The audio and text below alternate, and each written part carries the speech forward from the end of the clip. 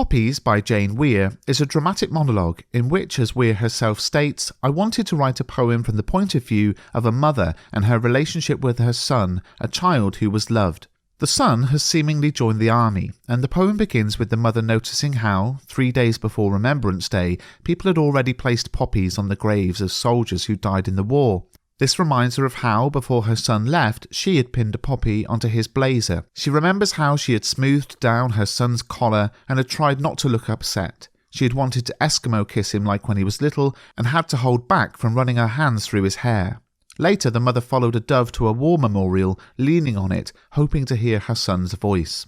There's some ambiguity in this poem. Is the son dead? Is he at war? But what really matters is what the poem tells us about power and conflict. Poppies looks at the effects of war on those who are not themselves at war. Let me just point out, this video is a quick recap of the poem. To learn more, watch my full analysis, which I'll link at the end. Jane Weir is a textile designer as well as a poet, and that's important for this poem because there's a lot of imagery related to textiles in Poppies. In terms of form, Poppies is a dramatic monologue, which means that the poem focuses on a single person giving a speech to a silent listener, but the speaker is not the poet, so this isn't Jane Weir talking, she's writing from the perspective of someone whose son went to war, and the poem is addressed to the soldier, the son, through the personal pronoun you, but we never hear from the person being spoken to. Their voice is silent.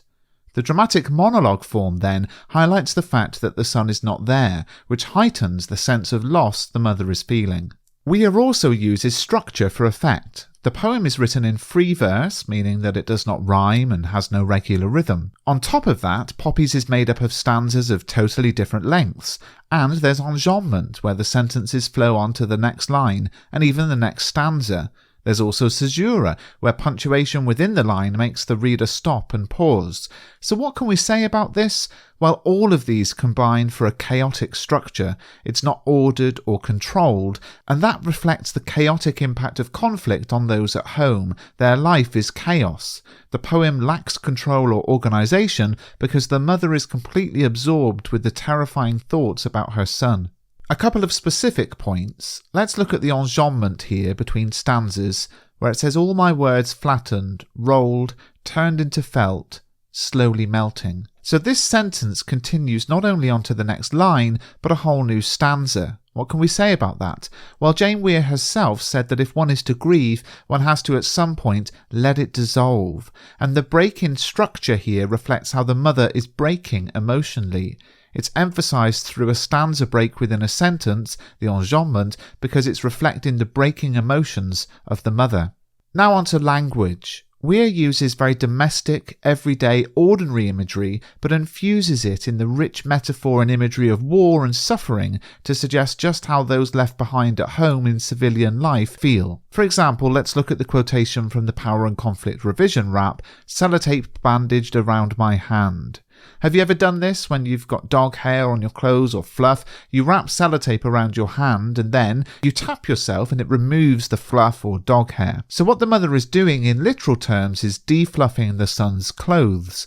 But of course the word bandaged is a word we would relate to suffering and pain, and perhaps a wounded soldier comes to mind. I wanted to graze my nose against the tip of your nose. What the speaker actually wants to do is to kiss the son by rubbing her nose up against his, the Eskimo kiss.